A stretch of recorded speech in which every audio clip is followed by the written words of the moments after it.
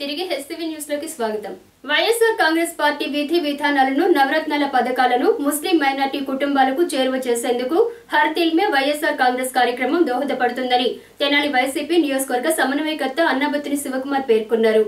YSR Congress party విధి విధానాలను నవరత్నాల పథకాలను ముస్లిం మైనార్టీ కుటుంబాలకు చేరువ చేసేందుకు హర్ దిల్ మే వైఎస్ఆర్ కార్యక్రమం దోహదపడుతుందని వైసీపీ తెనాలి సమన్వయకర్త అన్నాబత్తుని శివకుమార్ పేర్కొన్నారు.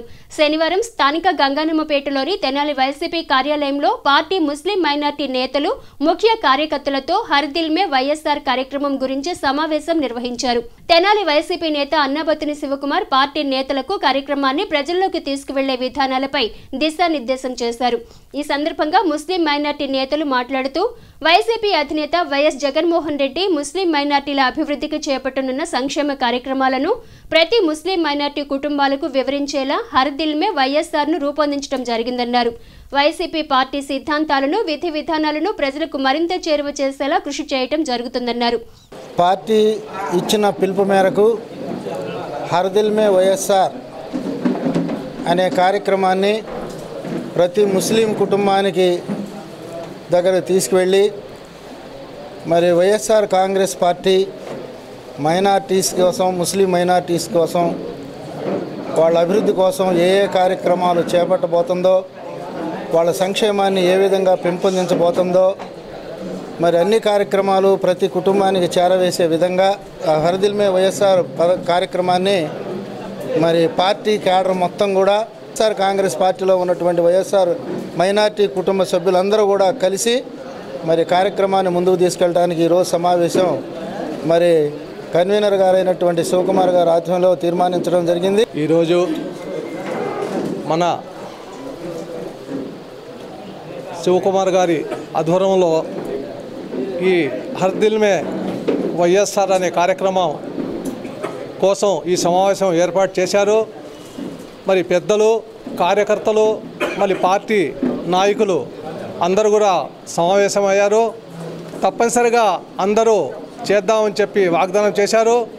మరి అలాగే ఈ కార్యక్రమాన్ని మరి ఒక ఛాలెంజ్గా తీసుకొని మనం అందరూ కూడా పార్టీ నాయకులు, కార్యకర్తలు అందరూ కూడా ఈ కార్యక్రమాన్ని చేపట్టి దీనికి విజయం సాధిస్తారని చెప్పి కోరుకుంటూ సెలవు. కార్యక్రమంలో వైసీపీ నాయకులు షేక్ దుబాయ్ బాబు, సాయిబాబా మాస్టారు, షేక్ బ్యాటరీ అలీ, సయ్యద్ గౌస్, షేక్ బాబ్జీ, టెక్స్ బాలా, సయ్యద్ రఫీ, సుభానీ, మహమ్మద్ సాదిక్, షేక్ పీర్ అహ్మద్, జిలానీ భాషా, రఫీ, గ్యాస్ సుభానీ తదితరులు పాల్గొన్నారు.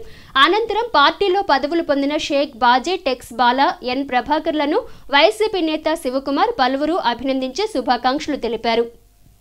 ఎస్సీ వర్గీకరణ విషయంలో కేంద్ర ప్రభుత్వం అవలంబిస్తున్న నిర్లక్ష్య వైఖరికి, రాష్ట్ర ప్రభుత్వం అవలంబిస్తున్న మోసపూరిత వైఖరికి, ప్రతిపక్ష పార్టీ అవలంబిస్తున్న నోరు విప్పని తీరుకు నిరసనగా మాదిగల ఆత్మగౌరవాన్ని చాటి చెప్పేలా ఫిబ్రవరి 19వ తేదీన అమరావతి గడ్డపై జరగనున్న మాదిగ రెల్లి ఉపకులాల విశ్వరూప మహాసభకు మాదిగ సోదరులు అసంఖ్యాకంగా విచ్చేసి సభను జయప్రదం చేయాలని ఎంఆర్పీఎస్ వ్యవస్థాపక అధ్యక్షుడు మందా కృష్ణమాదిగ పిలుపునిచ్చారు.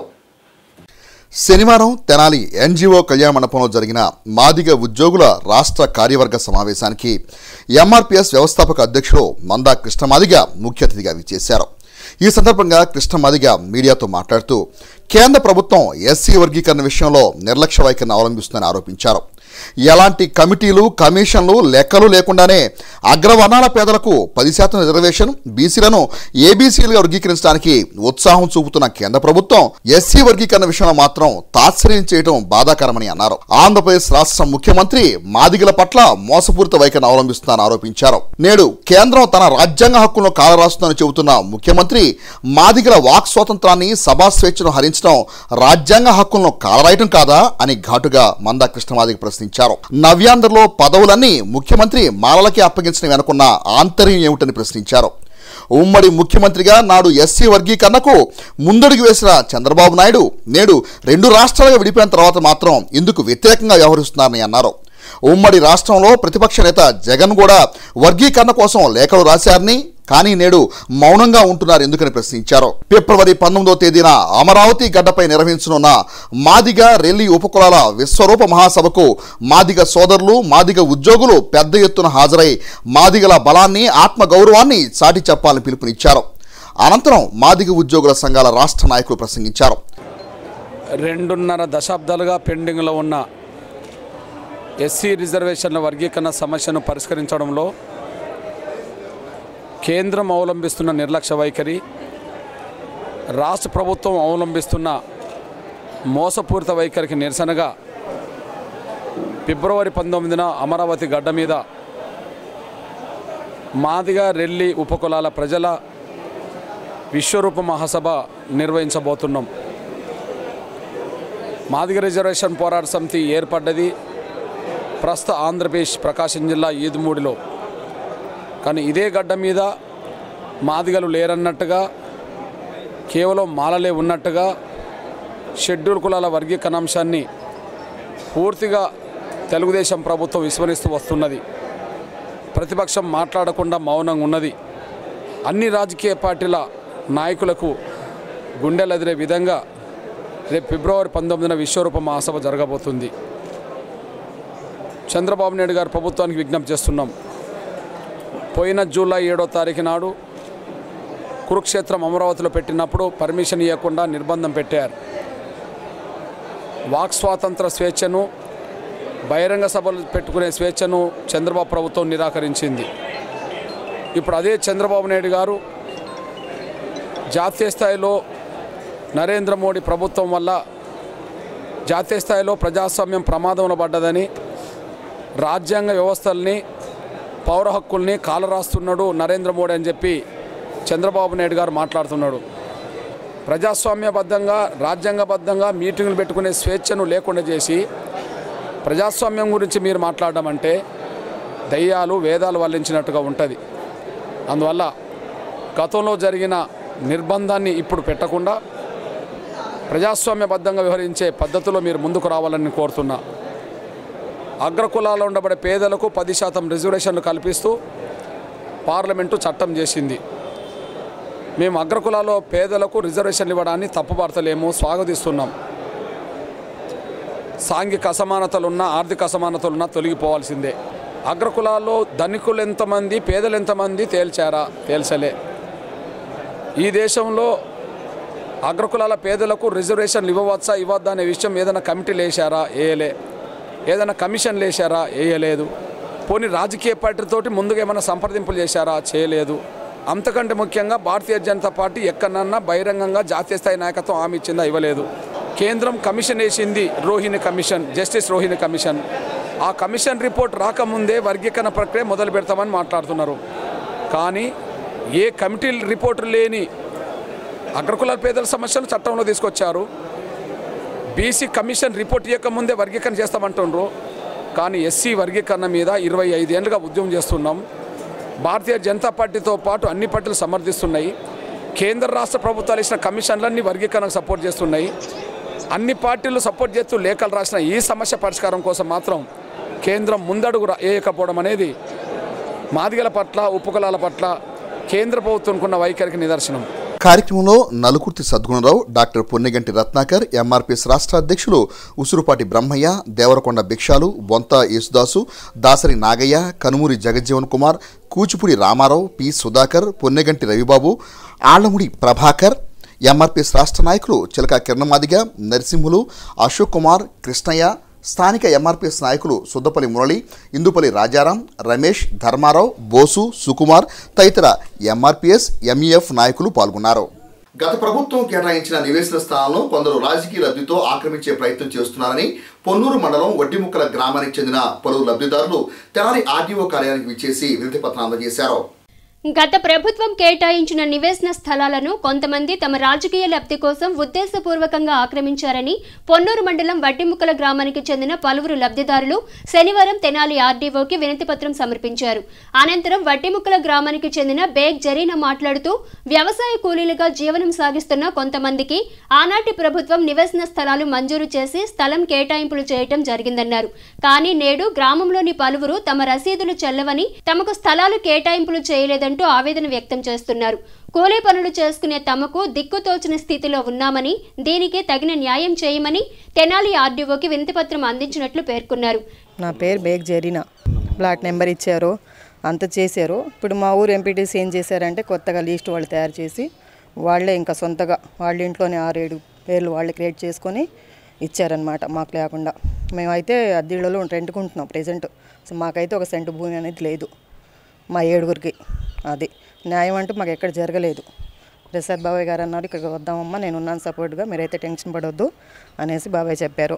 2007 ప్రాంతంలో రాజశేఖర్ గారు ముఖ్యమంత్రిగా ఉన్న టైంలో వడ్డిమక్క గ్రామం సంబంధించి 27 ల్యాండ్లెస్ పూరికి, దానిలో ముస్లిం సోదరులు ఉన్నారు, అలాగే ఎస్సీ సోదరులు ఉన్నారు, అందరూ కలిపి ఒక 75 సెంట్లు ఎక్వైరీ అసైన్మెంట్ చేసి ఆ ల్యాండ్స్ మొత్తాన్ని టోటల్గా 27 మందికి పట్టాలు నేమ్స్ అన్ని తీసేసి శాంక్షన్ లిస్ట్ మొత్తం వచ్చేసిన తర్వాత ఆ రోజు ఓన్లీ ఇంకా పొజిషన్ అప్పచెప్పే పరిస్థితుల్లో ఇదైన తర్వాత ఇప్పుడు ఏం చేస్తారంటే వీళ్ళు ఇప్పుడు తెలుగుదేశం ప్రభుత్వం వచ్చిన తర్వాత వీళ్ళకి ఎవరైతే ఉన్నారో వీళ్ళందరినీ 7 పేర్లు మార్చేసి వాళ్ళకి కావాల్సిన ఎంపీటీకి సంబంధించిన మనుషులు కానివ్వండి, లేకపోతే స్థానిక నాయకులకు సంబంధించిన మనుషులు కానీ ఏం చేశారంటే వాళ్ళకి సంబంధించిన పేర్లు అందరికి ఇళ్ళున్నాళ్ళ పేర్లు మళ్ళీ కొత్తగా వాళ్ళని చేర్చుకొని ఈ రమ్స్ తీసుకున్నాం. మా రిక్వెస్ట్ ఏంటంటే దయచేసి పాత పేర్లు ఏం తీసేయకుండా పాత ఎట్లాగే కంటిన్యూ చేసుకొని మీకు ఏదైనా కావాలనుకుంటే ఒక ఎకరం తీసుకొని ల్యాండ్ ఎక్వైర్ చేసి వాళ్ళకి ఏమన్నా తప్పలేదు, కొత్త వాళ్ళు ఇవ్వద్దని ఎవరంటలేదు. Sheikh Naseema, Sheikh Mumtaz,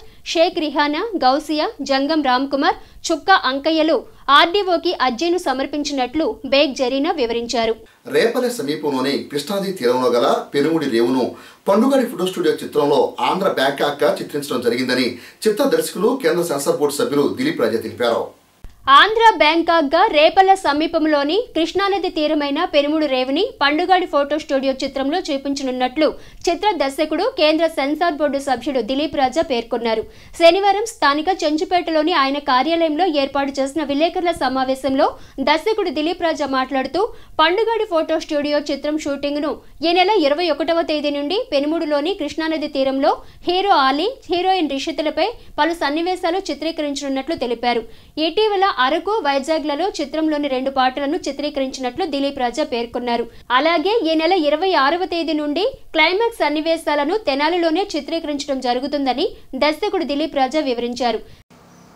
Pedaravuru film city banner మీద మేము నిర్మిస్తున్న పండుగాడి ఫోటో స్టూడియో ఇప్పటికీ దాదాపు సగభాగం పూర్తయింది. నిన్ననే అరకులోయ, విశాఖపట్నం బీచ్లో 2 పాటలు షూటింగ్ కూడా జరుపుకుని యూనిట్ తెనాలి రావటం జరిగింది. శ్రేయా ఘోషాల్ పాడిన పాటని ప్రముఖ కొరియోగ్రాఫర్ రఘు మాస్టర్ డైరెక్షన్లో అతను కొరియోగ్రఫీ చేస్తే ఆలీ, హీరోయిన్ రిషిత మీద పిక్చరైజ్ చేయడం జరిగింది. ఓయి పండు అనే పాటని హీరోయిన్ మీద కూడా పిక్చరైజ్ చేయడం జరిగింది. ప్రతి మాట కూడా స్పష్టంగా అర్థమయ్యే విధంగా, బాణీలు కూడా పూర్తిగా వెస్ట్రన్ బీట్స్ కాకుండా, అసలు సాహిత్యం వినపడకుండా డామినేట్ చేసే విధంగా కాకుండా, ఇళయరాజా గారి దగ్గర అసిస్టెంట్గా పనిచేసిన యాజమాన్య గారి సంగీత దర్శకత్వంలో పాటలు రికార్డ్ చేయటం జరిగింది. ఒక్క షాట్ కూడా మేము ఏపీ వదిలి బయటికి వెళ్తలా, ఇంక్లూడింగ్ సాంగ్స్ మొత్తం ఏపీలో ఉన్న 13 జిల్లాల్లోనే తీయటానికి అంగీకారం కుదుర్చుకుని అదే మాదిరిగా అదే పద్ధతిలో ఇవన్నీ కూడా పిక్చరైజ్ చేసుకుంటూ వస్తున్నాం. బోట్మెన్లు అంటే పడవలు నడిపే వాళ్ళు ఏం చెప్తారంటే చీకటి ఎలా వెళ్ళలేమంటే అప్పుడు వాళ్ళు ఏమంటారంటే మా దగ్గర ఫ్లాష్లు ఉన్నాయి, మేము ఫ్లాష్లు కొడతా ఉంటాం, దారి చూపిస్తాను, నువ్వు పోనీ మా పండుగ ఏమైందని చెప్పి వెళ్తారు వాళ్ళంతా. ఇది చాలా సినిమాకి హైలైట్ అయిన సన్నివేశం. ఈ సన్నివేశాన్ని పెనుముడిలో తీయటానికి రంగం సిద్ధం చేసుకున్నాం. రాబోయే రోజుల్లో తెనాలి కేంద్రంగా సినిమాలు తీయాలి. దీనికి ప్రభుత్వ సహకారం చాలా అవసరం. ఇప్పుడు ప్రభుత్వం సినిమా పట్ల చాలా వివక్షత చూపిస్తుంది. సమావేశంలో మన్నె సత్యనారాయణ, కో డైరెక్టర్లు ఎం రాంబాబు, బాలకృష్ణారెడ్డి తదితరులు పాల్గొన్నారు. తెనాలి పురపాలక సంఘ పరిధిలోని గర్భిణీ స్త్రీలు, చిన్నపిల్లలకు వ్యాధి నిరోధక టీకాలను మున్సిపల్ కార్యాలయంలోని మెప్మా షెడ్ నందు వైద్య సిబ్బంది వేయటం జరుగుతుందని, ప్రజలందరూ ఈ అవకాశాన్ని సద్వినియోగించుకోవాలని municipal MHO doctor BV Ramana సూచించారు. తెనాలి పురపాలక సంఘ పరిధిలోని గర్భిణీ స్త్రీలు, చిన్నపిల్లలకు వ్యాధి నిరోధక టీకాలను మున్సిపల్ కార్యాలయంలోని మెప్మా షెడ్ నందు వైద్య సిబ్బంది వేయటం జరుగుతుందని, ప్రజలందరూ ఈ అవకాశాన్ని సద్వినియోగించుకోవాలని municipal MHO doctor BV Ramana పేర్కొన్నారు. శనివారం ఎంహెచ్ఓ డాక్టర్ బివి రమణ మీడియాతో మాట్లాడుతూ ప్రతి బుధవారం శనివారం వేసే వ్యాధి నిరోధక టీకాలను మెప్మా షెడ్డులో ఏర్పాటు చేసినట్లు తెలిపారు. తెనాలి మున్సిపల్ పరిధిలోని గర్భిణీ స్త్రీలు 5 సంవత్సరాల లోపు చిన్నారులు వ్యాధి నిరోధక టీకాలను వేయించుకొని ఆరోగ్యవంతులుగా ఉండాలని సూచించారు. తెనాలి పురపాలక సంఘాల ప్రజలందరూ విజ్ఞప్తి, మరి ఏదైతే ప్రతి బుధవారము శనివారము వ్యాధి నిరోధక కార్యక్రమాలు మరి ప్రతి సెంటర్లో జరగాల్సిన కార్యక్రమాన్ని మనం పురపాలక సంఘం ఒక మెప్మా షెడ్లోనే మనం ఏర్పాటు చేయడం జరిగింది. ప్రజలందరికీ తెలిసిన విషయమే. మరి ఈ రోజున కూడా ఈ శనివారం నాడు మరి వ్యాధి టీకాల కార్యక్రమానికి మీ చిన్నారులు కానీ గర్భిణీ స్త్రీలు కానీ ఇక్కడ తీసుకొచ్చినందుకు అందరికీ ప్రజలందరికీ కూడా మాకు సహకరించినందుకు అందరూ కూడా కృతజ్ఞతలు తెలియజేస్తున్నాము. ప్రతి శనివారం బుధవారం నాడు ప్రతి గర్భిణీ స్త్రీ కానీ మరి 0 నుంచి 5 సంవత్సరాల పిల్లలు కానీ 15 సంవత్సరాల పిల్లలు ఏదైతే వ్యాధి నిరోధక టీకాలు వేయించుకోవాలనుకుంటున్నారో అందరూ కూడా ఈ యొక్క పురపాలక సంఘంలో ఉన్న మెప్మా షెడ్డుకి రావాల్సిందిగా మీ ద్వారా తెలియజేస్తున్నాను. మరి స్వచ్ఛ సర్వేక్షణ 2019 ఢిల్లీ బృందం మరి తెనాలి పురపాలక సంఘానికి ఈ నెల చివరిలోపు వస్తారు కాబట్టి మరి పురపాలక సంఘానికి మంచి ర్యాంక్ రావడానికి మీరందరూ సహకరిస్తారని చెప్పి కోరుతున్నాను. అలాగే ఈ నెలాఖరుకు పట్టణానికి రానున్న స్వచ్ఛ సర్వేక్షణ్ 2019 బృందానికి పట్టణ ప్రజలు సహకరించి స్వచ్ఛ సర్వేక్షణలో మెరుగైన ర్యాంకు వచ్చేలా తోడ్పడాలని డాక్టర్ రమణ సూచించారు. మండల్ లీగల్ అథారిటీ ద్వారా అందించనున్న ఉచిత న్యాయ సలహాలను ప్రజలందరూ సద్వినియోగం చేసుకోవాలని additional senior civil judge K Nagamani పేర్కొన్నారు. తెనాలి 30వ వార్డు ఇందిరా కాలనీ కమ్యూనిటీ హాల్లో జరిగిన న్యాయ విజ్ఞాన సదస్సుకు additional senior civil judge K Nagamani ముఖ్య అతిథిగా విచ్చేశారు. ఈ సందర్భంగా కె నాగమణి మాట్లాడుతూ ఉచిత న్యాయ సలహాలు కావాల్సిన వారు తెనాల్లోని కోర్టుల భవనంలో కల మండల్ లీగల్ అథారిటీ సెల్ను సంప్రదించవచ్చునని అన్నారు. ప్రతిరోజు ఉదయం 10 గంటల నుండి 5 గంటల వరకు ఇది పనిచేస్తుందని తెలిపారు. మండల్ లీగల్ అథారిటీ సెల్ ఉచిత న్యాయ సలహాలను అందించడం జరుగుతుందని, బాధితులు తమ ఫిర్యాదులను అందించినట్లయితే అతి తక్కువ ఖర్చుతో పరిష్కరించుకోవచ్చునని అన్నారు. అవసరమైన వారికి తమ తరపున వాదించడానికి న్యాయవాదులను కూడా ఏర్పాటు చేసే అవకాశం ఉందని అన్నారు. మహిళలు, వృద్ధులు, ఎస్సీ, ఎస్టీలు, సంవత్సర ఆదాయం ₹1,00,000 లోపు ఉన్నవారు ఈ అవకాశాన్ని సద్వినియోగం చేసుకోవచ్చునని అన్నారు. ఆస్తి హక్కు, భరణం తదితర అంశాలను కూడా త్వరితగతిన ఇక్కడ పరిష్కరించుకోవచ్చునని తెలిపారు. ఏం చట్టాలు మీకు ఉపయోగపడితే అవి చెప్తాము, వెళ్ళిపోతాము. కానీ ఆయన మాట్లాడే ముందు కూడా నాకు ఒకసారి అడిగారు, మేడం మీరు చెప్తున్నారు సరే, కానీ మాకు ఏదైనా ప్రాబ్లం వస్తే మేము ఎక్కడికి వెళ్ళాలి, ఎవరిని కలవాలి, ఈ విషయాలు కొంచెం మాకు ఎక్స్ప్లెయిన్ చేయండి అని అడిగారు. ఈరోజు మేము కూడా ఇక్కడికి వచ్చింది ఏంటంటే మండల్ లీగల్ సర్వీసెస్ అథారిటీ అని తెనాలిలో కోర్టు బిల్డింగ్లోనే ఉంటుంది. ప్రతిరోజు అంటే మిగిలిన కోర్టులు ఎలాగైతే ఫంక్షనింగ్ చేస్తాయో 10:30 నుంచి సాయంత్రం 5 గంటల వరకు, అలాగే ఆ లీగల్ సర్వీసెస్ అథారిటీ కూడా 10 గంటల నుంచి 5 గంటల వరకు ఓపెన్ చేసే ఉంటుంది. తర్వాత ఆదాయం సంవత్సరం లోపు ₹1,00,000 లోపు ఆదాయం ఉన్న వాళ్ళు కూడా వీళ్ళందరికీ కూడా ఉచిత న్యాయ సహాయం అందిస్తారు అక్కడ. దీని వరకు ఏంటంటే ఒక రోజని ఉండదు, ఏ రోజైనా సోమవారం నుంచి శనివారం వరకు మీరు ఏ రోజైనా సరే వచ్చి, అంటే మీకు సమస్య రావాలని నేను చెప్పట్లేదు, ఒకవేళ వచ్చినప్పుడు ఎలా అప్రోచ్ అవ్వాలనే ఉద్దేశంతో నేను చెప్తున్నాను. ఈ చట్టం కింద ఏంటంటే హిందూ సక్సెషన్ యాక్ట్ కానివ్వండి, ఇండియన్ సక్సెషన్ యాక్ట్లు కానివ్వండి, ఈ సక్సెషన్ అంటే వీటి ప్రకారం మీరు ఆస్తి మీద కూడా మీరు వాటా అడగడానికి అవకాశం ఉంటుంది. తర్వాత ఈ భరణం కేసులు వచ్చేటప్పటికి ఏంటంటే ఇది కేవలం మహిళలకే కాదండి, అంటే భర్త నుంచి నిరాదరణకు గురైన భార్యలకు కానివ్వండి, వాటితో పాటు మాకు ఆర్థిక స్తోమత లేదు, లాయర్ గారిని పెట్టుకునే ఇది లేదనుకున్నప్పుడు వాటికి కూడా మిగిలిన కేసుల్లో కూడా ఉచిత న్యాయ సహాయం అనేది అందిస్తాము. కార్యక్రమంలో బార్ అసోసియేషన్ అధ్యక్షులు మందలపు వేణుగోపాలరావు, వార్డు కౌన్సిలర్ ఇస్త్రం ఆశీర్వాదం, న్యాయవాది Kota Ramesh Babu, Battu Ramakrishna, 1 town CI M Srinivasarao, 3 town SI Ravinder Reddy, న్యూటన్ లోక్ అదాలత్ సహాయకులు రవికుమార్ తదితరులు పాల్గొని చట్టాల గురించి అవగాహన కల్పించారు. ఇక ముఖ్యాంశాలు మరొకసారి.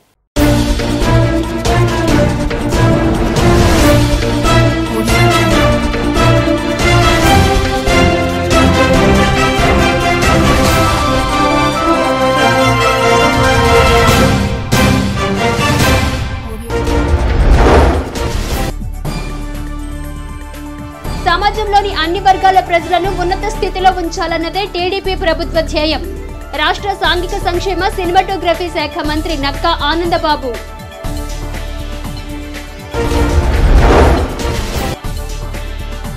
ఎన్టీఆర్ ఆశయాలకు అనుగుణంగా ముఖ్యమంత్రి చంద్రబాబు అనేక సంక్షేమ పథకాలను అమలు చేస్తున్నారు. కొలకులూరు గ్రామ సభలో శాసనసభ్యులు Alapati Rajendra Prasad.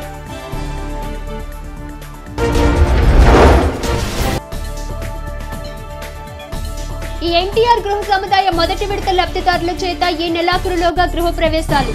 Municipal commissioner K Shakuntala.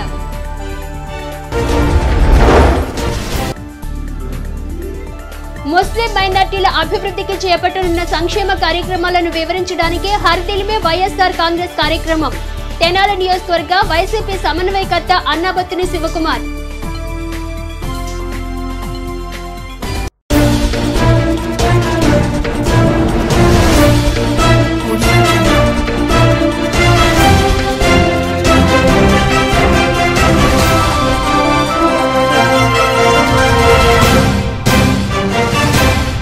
HCV news ను ప్రేక్షకులు యూట్యూబ్ లో హెచ్సివి తెనాలని టైప్ చేసి వీక్షించవచ్చు. హెచ్సివి న్యూస్ ఇంతటితో సమాప్తం. నమస్కారం.